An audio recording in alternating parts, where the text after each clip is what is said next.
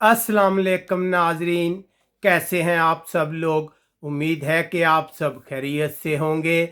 मैं हूं आपका मेज़बान परवेज़ इकबाल।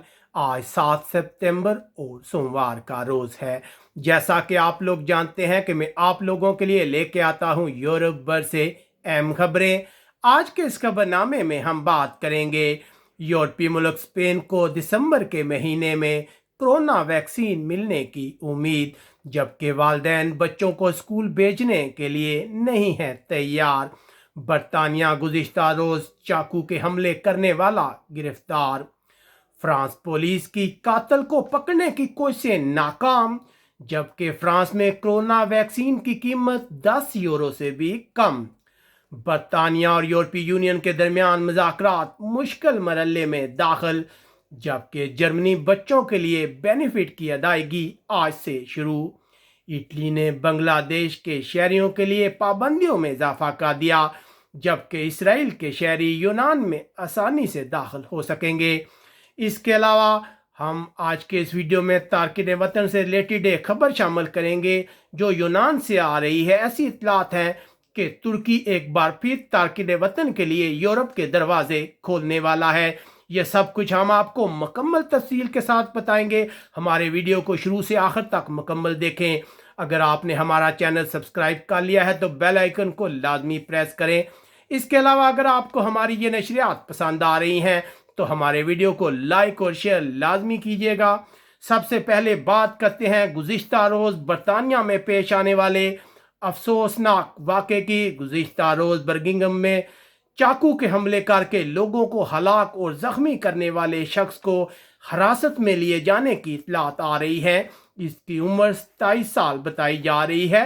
इस शख्स के हमले में एक शख्स हलाक जबकि 7 अफराद जख्मी हो गए थे, जिनमें से 2 अफराद की हालत इंतहाई नाजुक है।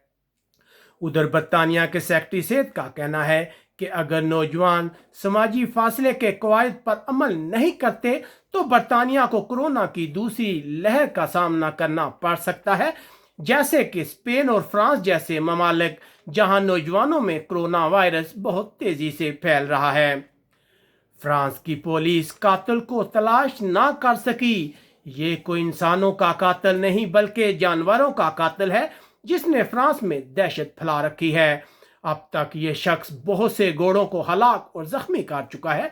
गुज़िश्ता रोज भी एक घोड़े को जख्मी करने का वाकया पेश आया। इस शख्स की तलाश जो है बड़े पैमाने पर फ्रांस में की जा रही है।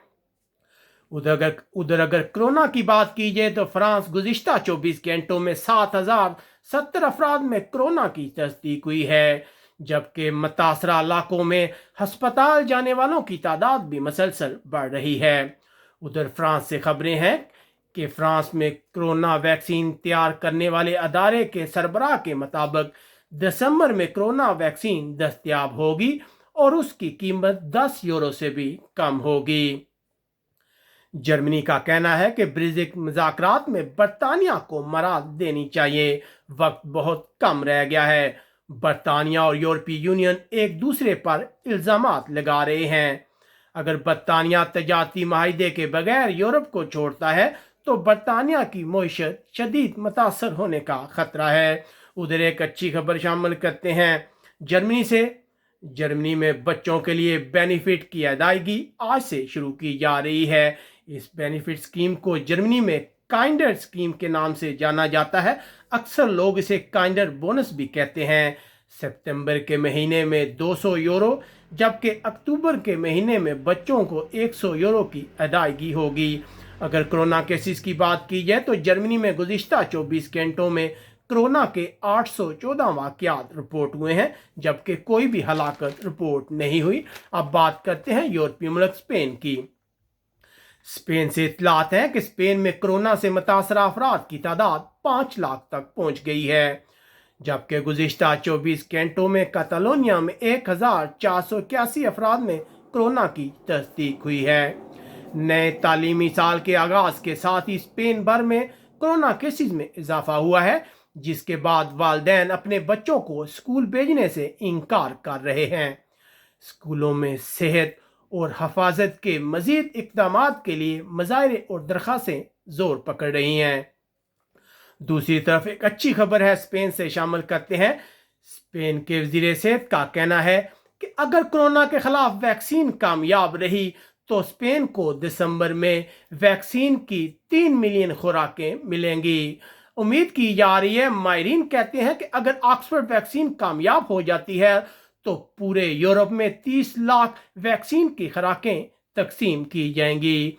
इसके अलावा एक अच्छी खबर स्पेन से यह है कि स्पेन के वजीर आजम पेड्रो सांचेस ने कतालोनिया के सदर कोइम्बतोरा को टेलीफोन किया है। उनका कहना है कि वो आने वाले हफ्ते में जो कतालोनिया के सदर हैं उनके साथ मुस्तकबिल के बारे में मुज़ाकरात करेंगे ताकि तमाम मामला जो हैं वो बातचीत से हल किए जा सकें। याद रहे कि कतालोनिया में अलहदगी पसंदों को सज़ा सुनाए जाने के बाद मरकज़ी गवर्नमेंट और सूबे की गवर्नमेंट के दरमियान शदीद इख्तलाफात पैदा हो गए थे। उसके बाद खबर शामिल करते हैं इटली से। इटली ने मुख्तलिफ गैर मुल्कियों के लिए मुल्क में दाखिल होने की पाबंदी को 30 सितंबर तक बढ़ा दिया है। इन ममालिक की लिस्ट में बांग्लादेश का नाम भी शामिल है।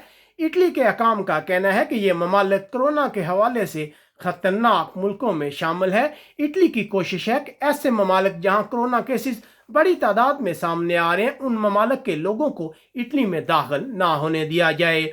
अब खबर शामिल करते हैं यूनान से। यूनान वज़ारत ख़ारजा